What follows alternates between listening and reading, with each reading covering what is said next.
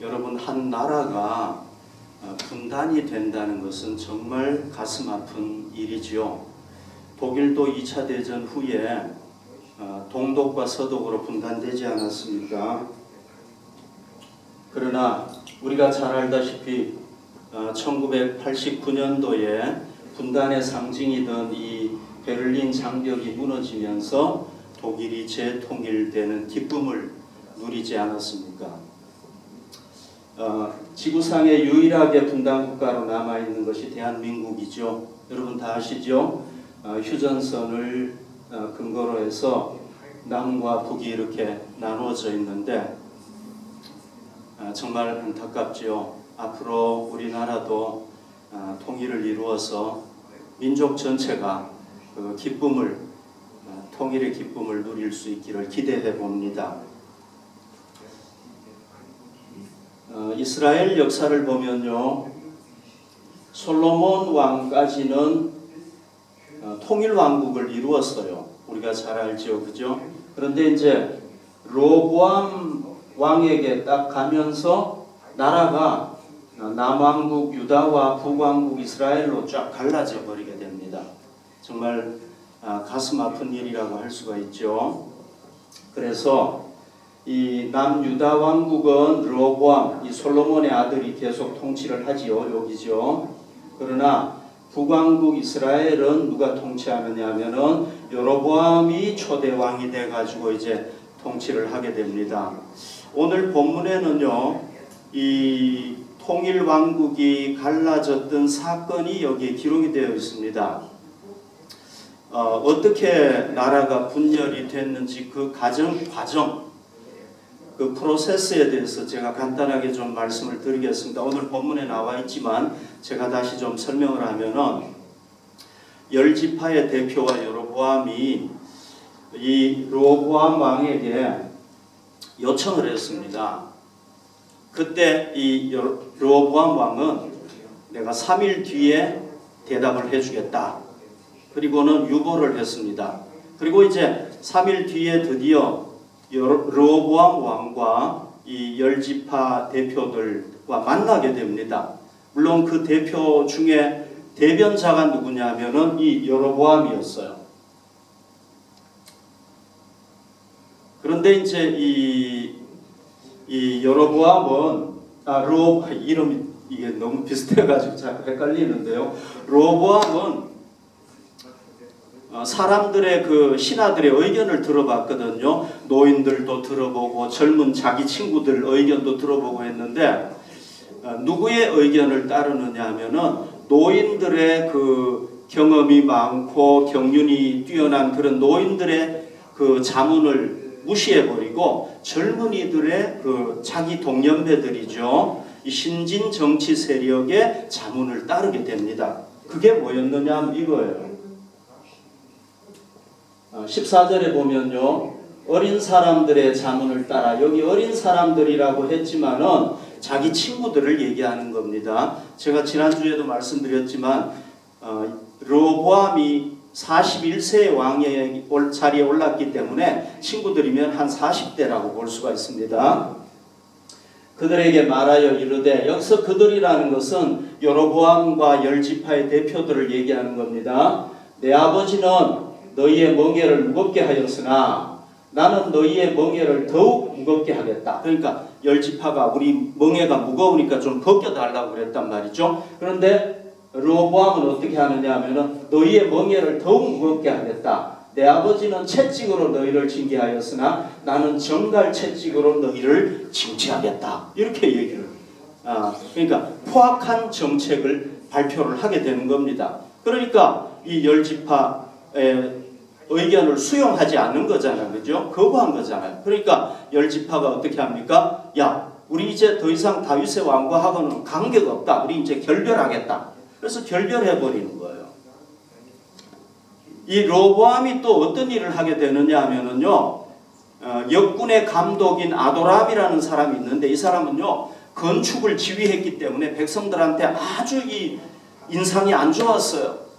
백성이 막 이를 갈았던 사람인데 이 사람을 무슨 이유인지는 모르겠는데 이 열지파에게 보낸 거예요. 아도람을. 그러니까 이 열지파가 화가 나가지고 돌로 쳐 죽여버렸어요. 아들아. 그러니까 르호보암이 이거 위험하구나. 그래서는 급히 수레를 타고 예루살렘으로 도망을 와버렸단 말이죠. 그래서 그 이후부터 어떻게 됩니까? 남왕국과 북왕국이 딱 갈라져 버립니다. 여러분, 이 성경의 저자가 이 분열 사건, 이스라엘의 분열 사건을 통해서 우리에게 전해주고자 하는 성경적인 메시지, 성경적인 진리가 뭐겠습니까?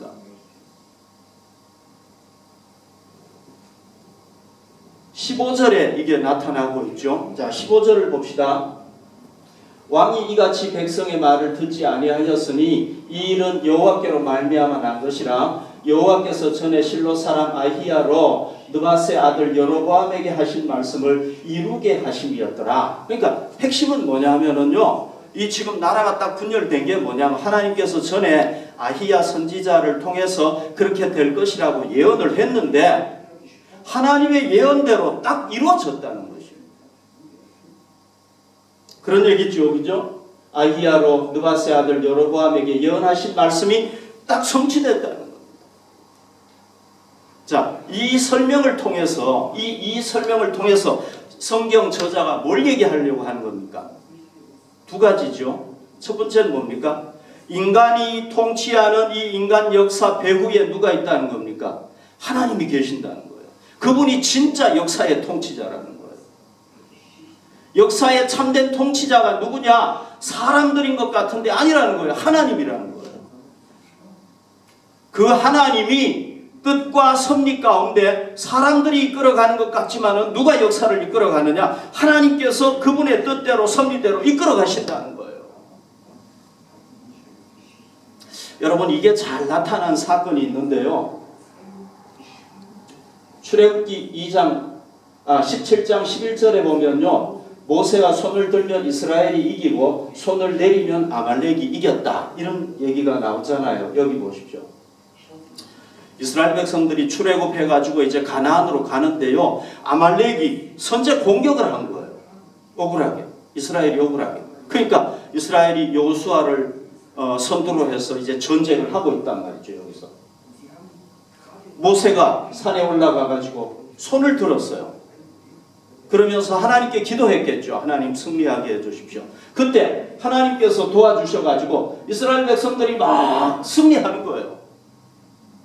그런데 모세가 힘이 없어가지고 손을 내렸어요. 그러니까 좀 쉬어야 되잖아요. 그죠? 피곤하고 하니까 이렇게 만지고 이러는데 보니까 어떤 일이 벌어진 겁니까? 이스라엘 백성들이 막 패해가지고 쫓기는 겁니다. 그래서 모세가 다시 손을 들었어요. 그게 또 이기는 거예요. 또 내려오는 거예요. 그러니까 옆에서 보고 있던 아론과 훌이 어떻게 합니까? 손을 딱 받치니까 안 내려오죠. 승리를 해버린다는 거예요. 이 사건이 뭘 얘기하는 겁니까? 여러분, 우리 눈에 보이지는 않지만 영적인 세계에 계신 하나님 나라에 계신 하나님, 보이는 세계를 통치하시는 분이 누구예요? 하나님이시라는 거예요.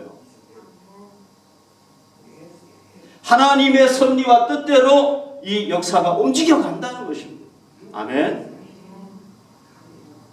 그러니까 우리가 오늘 이 본문을 통해서 깨달아야 될 게 뭡니까? 역사의 참된 주인은 하나님이시라는 걸 확실해야 되는 겁니다. 하나님께서 이 역사를 사람이 이끌어가는 것 같지만 그러나 하나님께서 이 역사를 그분의 뜻과 섭리 가운데 이끌어 가신다는 것입니다. 여러분, 제가 오늘 여러분들에게 이 이야기를 하면서 강조해야 될 게 뭐냐면 우리가 이 사실을 알고 있어요. 오늘 우리가 다시 한번 지식적으로 아는 것이 아니라 정말 우리의 전심으로 이걸 확신하자는 겁니다. 아멘. 그냥 머리로만 그렇지 하나님이 하시지 이게 아니라 정말 우리 가슴으로 온 마음을 다해서 맞습니다. 하나님이 역사의 주인이십니다. 하나님께서 섭리대로 이끌어 가십니다. 이걸 믿자는 거예요. 그럼 이제 두 번째로 우리가 생각해 봐야 될 게 있습니다. 하나님께서 역사를 이끌어 가실 때 그분은 어떤 뜻을 가지고 이끌어 가시느냐는 거예요. 어떤 섭리로 이끌어 가시냐는 거예요. 그러니까 그분이 역사를 이끌어 가실 때 그 역사를 이끌어 가시는 원리가 뭐냐는 거예요. 이걸 알아야 되겠죠. 하나님은 섭리자예요. 하나님의 섭리대로 이끌어 가세요. 그럼 그 섭리가 뭐냐는 거예요. 간단하게 말씀드리면 두 가지예요.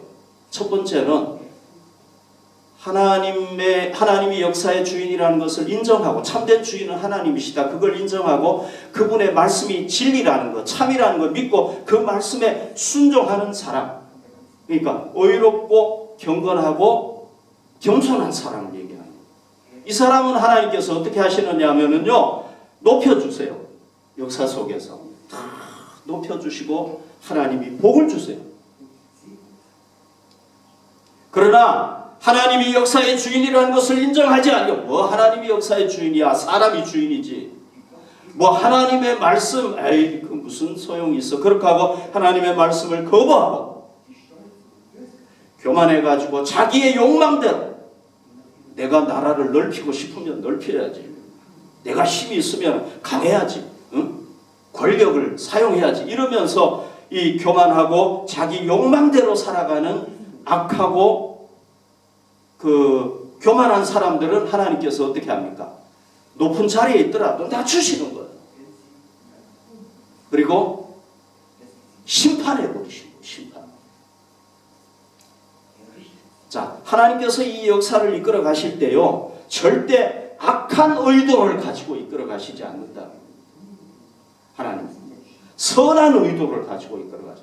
절대로 불공평하게 부당하게 이끌어 가시지 않는다는 거예요. 하나님이 막 뭐 악한데도 봐주고 말이죠, 선한데도 막 떨어뜨리고 이런 분이 아니라는 거예요. 절대 선하게, 절대 부당하지 않게 공평하게 하신다. 의로 공의롭게 하신다는 거예요. 하나님. 그래서요, 다윗이 하나님의 말씀에 순종하고 역사의 주인이신 하나님을 인정하니까 어떻게 합니까? 하나님께서 목동이었던 다윗을 최고의 왕으로 높여주시고요, 복을 주시고 그 나라를 하나님께서 강하게 해주세요. 그 다음에 그 아들 솔로몬도 마찬가지로 다윗과 똑같이 어떻게 합니까? 역사의 주인이신 하나님을 사랑하고 그의 말씀에 순종해서 통치하니까요, 하나님께서 그에게 뭘 주십니까? 최고의 지혜를 주시잖아요. 모든 복을 다 부어주시고 다윗 때보다 더 큰 부강한 나라를 다스리게 해주십니다. 아멘.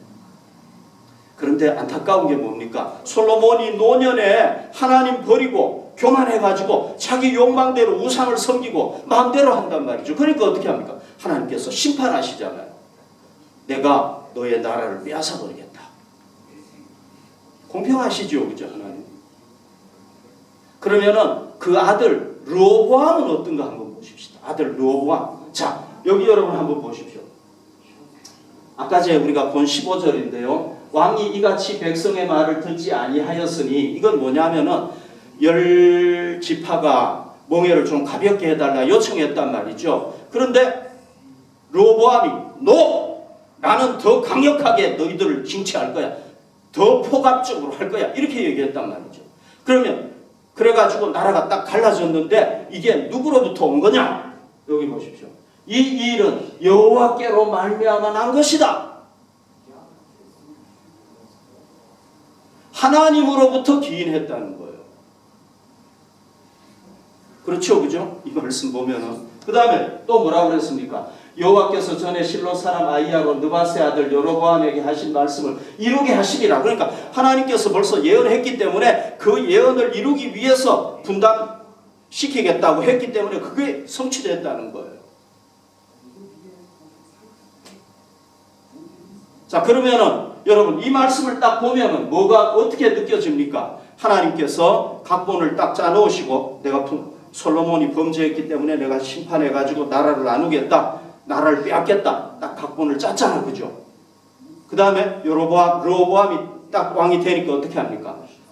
내가 네 아들 때 딱 하겠다고 했기 때문에 그 각본대로 르호보암을 딱 이끌어 가시고, 그죠? 예언이 딱 이루어지도록 했다는 거잖아요. 그런 의미잖아요, 그죠? 이게 그런 의미로 느껴지죠, 그죠? 네. 그러면 여러분, 르호보암은 억울합니까? 안 억울합니까? 억울하죠. 왜? 아버지가 잘못했는데 자기가 지금 뒤집어 쓰는 거잖아요. 그죠? 그리고 이 나라가 갈라지는 직접적인 책임은 누구가 져야 되는 겁니까? 하나님이 져야 되는 거죠. 그죠? 그러면 르호보암은 공평한 거, 하나님이 르호보암에게 공평하게 했습니까? 불공평하게 했습니까? 정의롭게 했습니까? 부당하게 했습니까? 부당하게 한 게 되는 거라.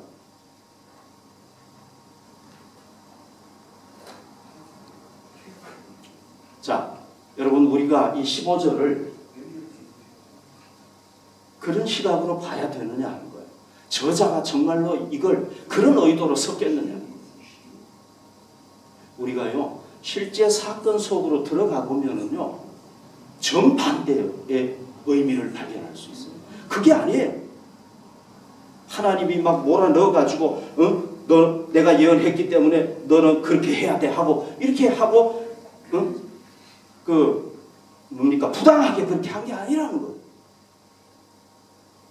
제가 두 가지 근거를 들어서 얘기를 해보겠습니다.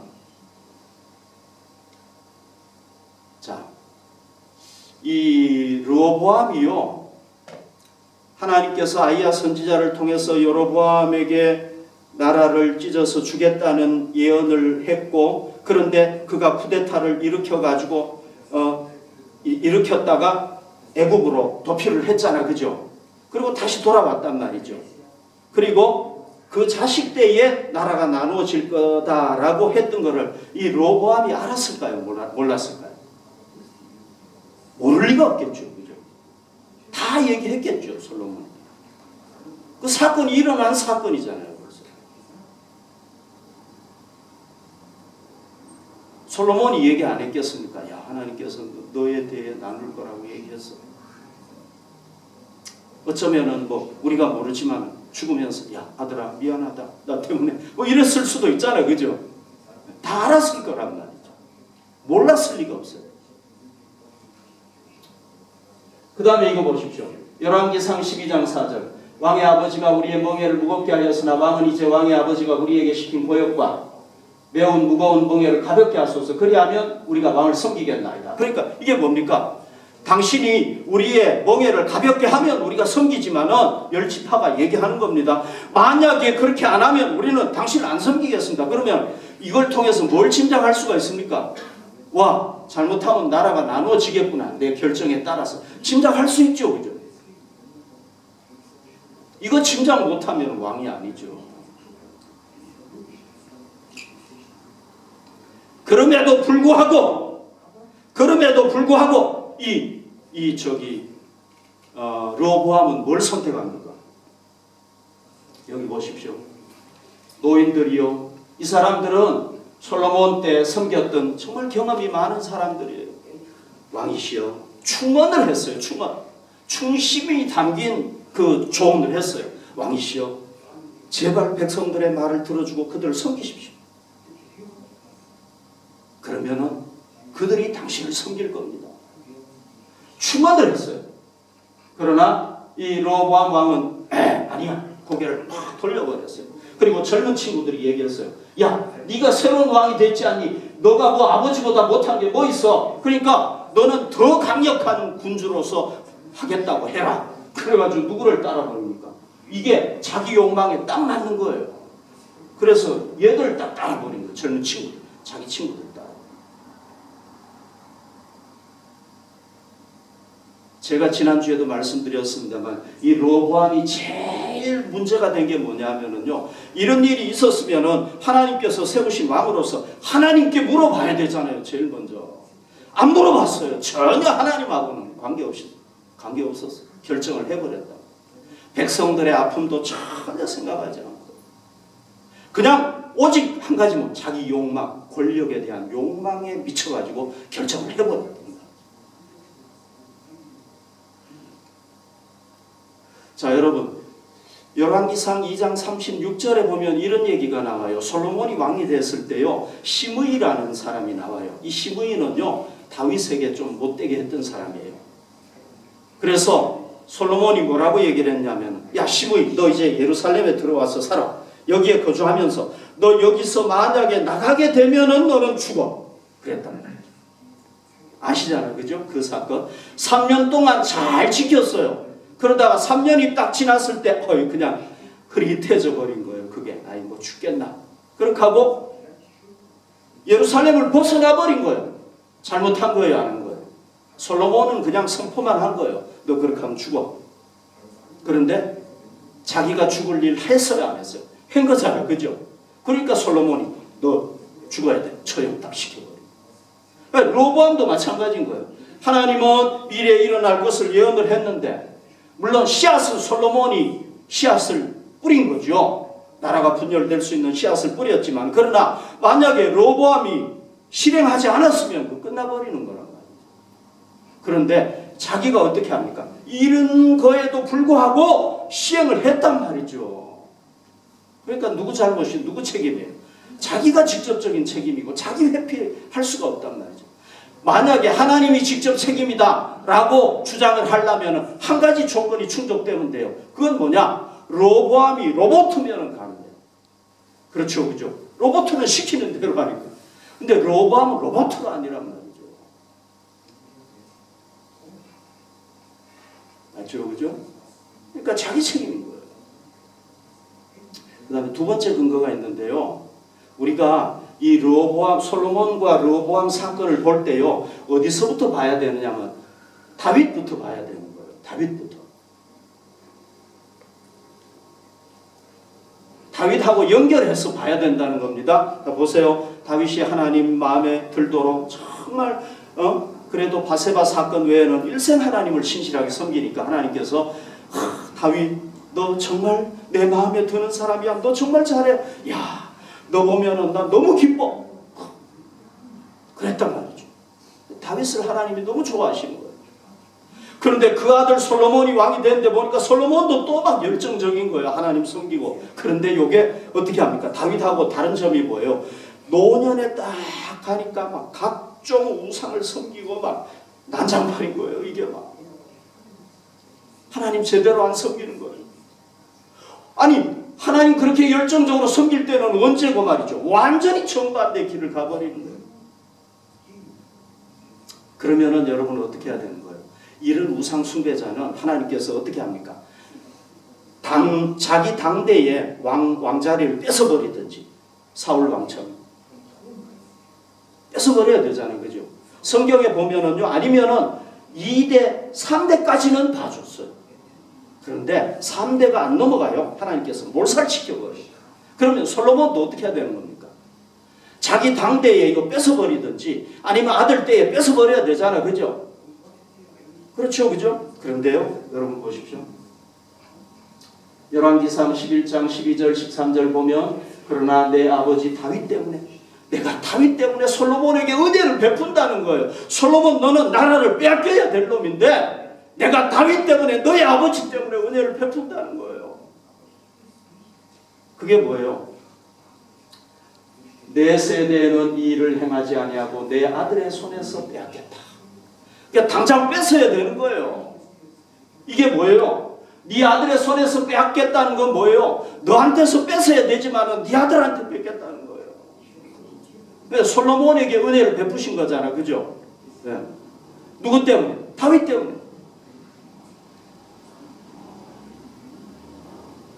그 다음에 보십시오. 오직 내가 이 나라를 다 빼앗지 아니하고 내 종 다윗과 또 다윗이 나오는 거예요. 다윗과 내가 택한 예루살렘. 다윗이 왕도 성 캐피탈로 시티로 삼았던 그 예루살렘 때문에 참 하나님 정말 마음 아프지만은 그것 때문에 한 지파를 내 아들에게 주리라. 그러니까 여기서 한 지파지만은 유다와 베냐민 두 지파라고 그랬죠. 여기 한 지파에는 포함이 돼 있다고 그랬잖아요. 그죠? 10지파가 떨어져 나가고 그렇게 된 거잖아요. 그러니까 하나님께서 다윗 때문에 또 누구에게도 은혜를 베푸시는 겁니까? 그 아들 여러분 여로보암 때는 하나님께서 나라 그 왕좌를 쳐버려야 된단 말이죠. 그런데 안 쳤을 뿐만 아니라 두 개 지파를 남겨가지고 그 로보암뿐만 아니라 로보암의 후손이 계속해가지고 19명까지 전체 총 20명이거든요. 유다가 나라를 다스린 왕 20명까지 내려가도록 하시는 거예요. 이해가 되시죠? 그러니까 여러분 보십시오. 이 솔로몬하고 르호보암만 딱 잘라가지고 요 두 사람만 딱 보면은요, 솔로몬 때문에 얘가 당한 거니까 조금 억울한 감이 있어요. 물론 아까 제가 설명했지만 얘도 잘못한 거란 말이죠. 자기가 잘못한 거란 말이죠. 그러니까 회피는 못해요. 내 잘못인 거예요. 직접적인 책임은 하나님이 아니라 얘가 책임인 거예요. 그런데 이제 아버지도 좀 잘못해가지고 이렇게 내려온 거라서 뭐 그게 억울하다고 그러면 억울할 수 있죠. 여기 두 개 딱 잘라가지고 보면. 그런데 여러분, 다윗하고 연결해. 역사라는 게 연결되잖아요. 그죠? 딱 연결해가지고 딱 보면은 다윗 때문에 솔로몬을 쳐버렸으면 어떻게 되겠습니까? 왕에서 몰아내버렸으면 얘 르호보암 왕자리에도 없는 거예요. 사울 왕이 그랬잖아요. 그렇죠, 그죠? 그런데 누구 때문에? 다윗 때문에 솔로몬에게 은혜를 베푸셨고, 누구에게까지? 르호보암에게 은혜 베푸셨고, 다윗이 메시아 언약을 받았기 때문에 20대까지 내려가는 거예요. 그냥 하나님께서. 참 정말, 그러니까 우리 하나님은요 절대 악한 뜻을 가지고 역사를 이끌어가지 않으세요. 아멘. 뭐 가지고? 선한 뜻을 가지고 공의로 이끌어 가시는 거예요. 공의로. 불의하게 안 하시는 거예요. 하나님은요, 죄인이 야, 너 죄 지었어. 너 잘 됐다. 너 잘 걸렸어. 내가 심판할 거야. 이게 아니란 말이죠. 하나님은 죄인도요, 저걸 심판해야 되느냐 말아야 되느냐, 어떻게 하면 내가 심판 안 할 수 있지, 심판 좀 피하게 할 수 있지, 이게 하나님 마음이란 말이죠. 그러니까, 그리고 하나님은 채찍으로 때리면서도요, 그래, 사랑하는 내 아들, 마음 아프다. 그러나 내가 너에게 은혜를 베풀나. 징계하면서도 은혜를 베푸시네. 그러니까요, 이 르호보암이 솔로몬 때문에 부당한 일을 당한 게 아니라 다윗하고 연결해서 보면은요, 놀라운 은혜를, 하나님의 은혜를 받은 거란 말이죠. 그러니까 15절 말씀을 우리가 그렇게 해석해버리면은 이건 하나님이 직접 책임이 있는 거고 얘는 억울하게 당했다 이렇게 돼버리면 성경을 완전히 거꾸로 보는 거예요.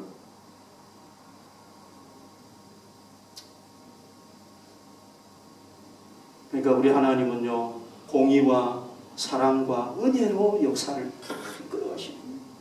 아멘.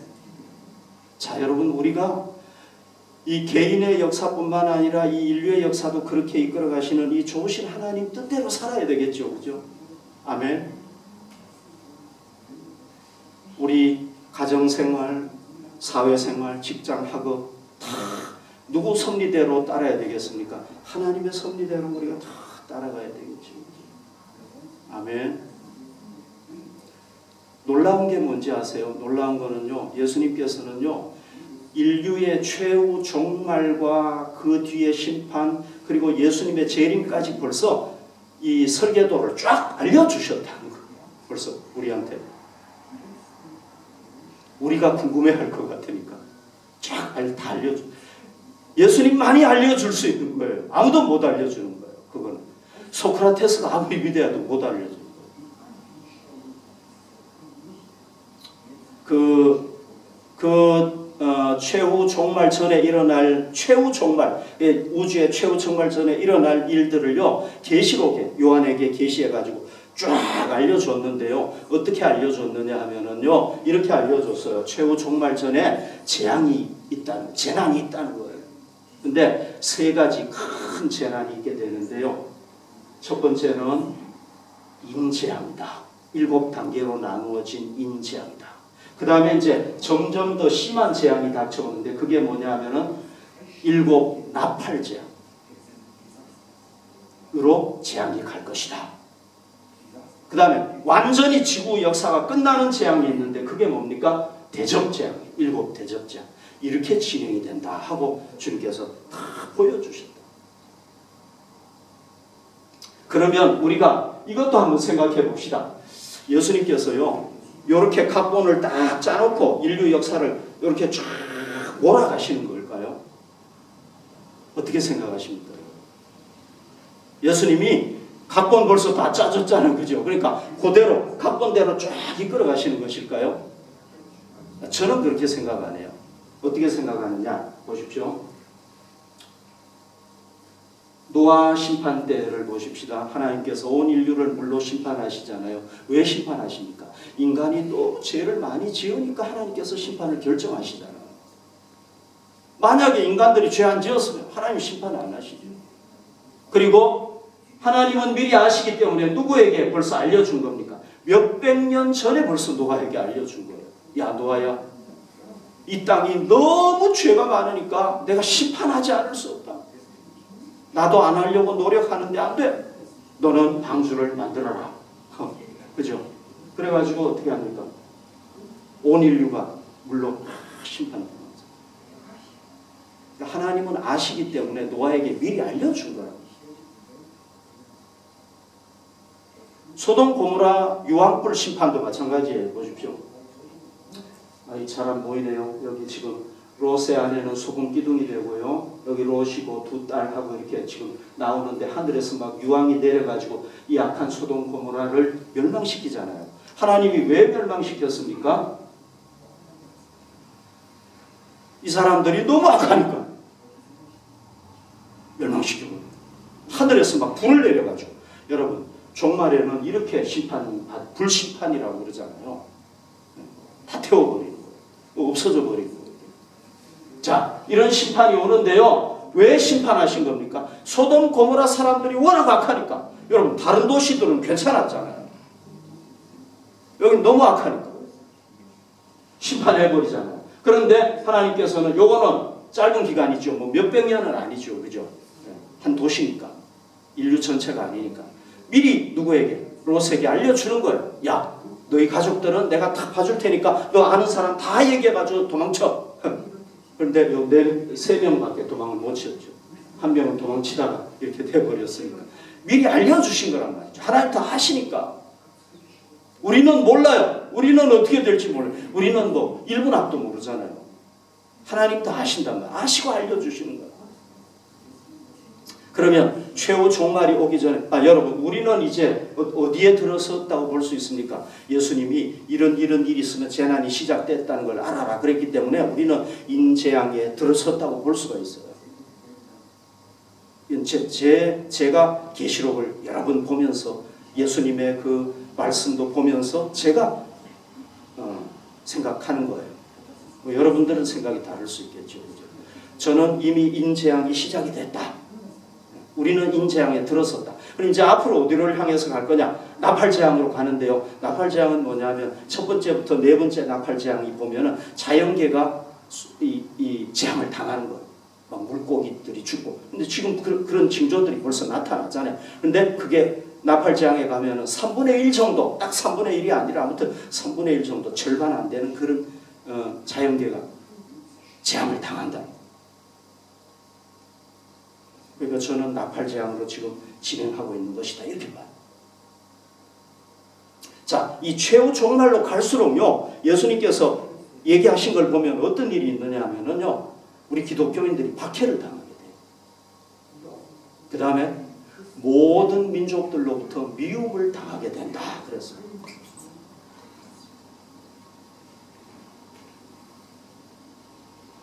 그리고 온 세계가 어떻게 되느냐? 사람들의 사랑이 식어진대요. 그리고 불법이 막 성행한대요. 불법이. 온갖 불법이 막 다 성행하는 거예요. 그동안에 불법이라고 생각했던 게 다 나타나는 거예요.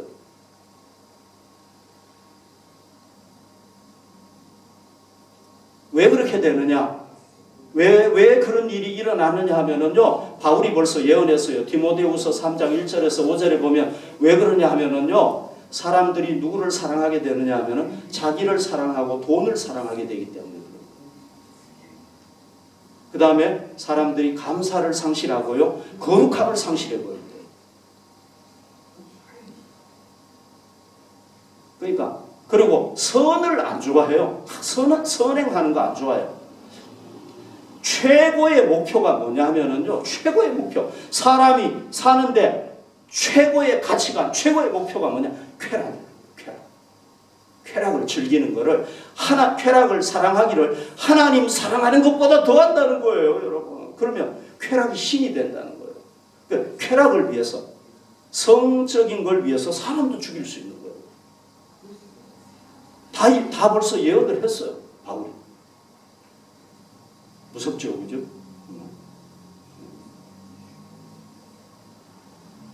그러면 여러분, 우리가 이런 시대에 어떻게 살아야 되겠습니까? 뭐 여러분 다 아시지만 제가 다시 한번 말씀을 드리면, 우리가 이럴 때일수록 예수님을 구주로 더 확실하게 믿어야 되겠죠.